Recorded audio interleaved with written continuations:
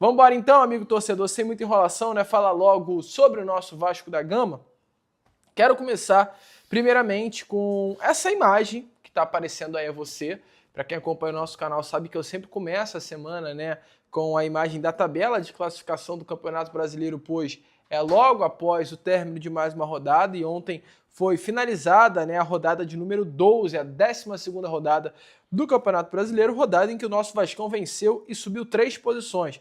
O Vasco iniciou a rodada na 13ª colocação, fecha a rodada na 10ª posição do Campeonato Brasileiro, né? Abrindo 4 pontos de distância do Z4 e ficando, né, 4 também do G4. Então o Vasco hoje é uma equipe que está bem no meio, né, da tabela de classificação do Campeonato Brasileiro. 4 do Z4 e 4 também do G4 da zona de classificação para a Copa Libertadores. O Vasco tem, né, no próximo final de semana, deixando de lado essa partida de amanhã contra o Paysandu, o Vasco tem pelo Campeonato Brasileiro no domingo a equipe do Corinthians dentro da Neoquímica Arena, o Corinthians que está muito mal das pernas. E olha, que coisa boa, tá aparecendo a tabela para vocês.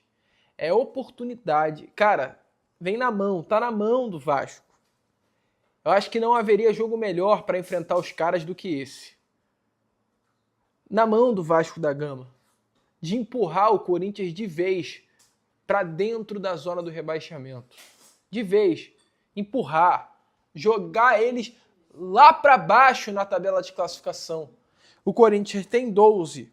O Vasco vencendo o Corinthians vai a 19 e deixa o Corinthians dentro do Z4. Além do Corinthians, empurra também o técnico Fernando Diniz lá para dentro da zona do rebaixamento. O Corinthians, ele nos últimos jogos, tá? Para você ter noção de como está o Corinthians hoje. Dos últimos 9 jogos, o Corinthians tem 6 empates e 3 derrotas de Campeonato Brasileiro.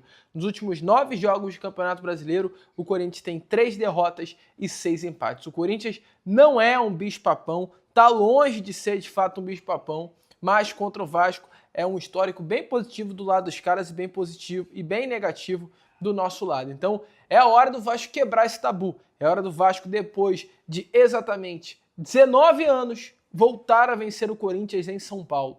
A última vez que o Vasco venceu o Corinthians em território paulista foi em 2007. Então, chegou a hora, né? Até porque, do outro lado, vou ser sincero, tem um técnico bem limitado.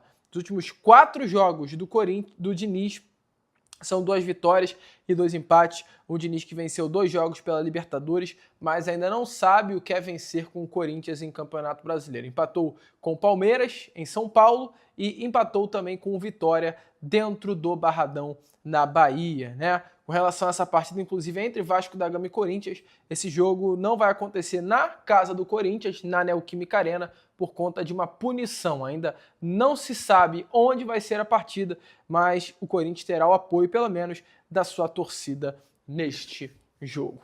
E aí, amigo vascaíno, gostou do vídeo? Então, é claro, não perca tempo e já se inscreva aqui no canal para ficar sempre muito bem informado sobre as notícias do nosso Vascão. De vascaíno para vascaíno, porque aqui é Vasco.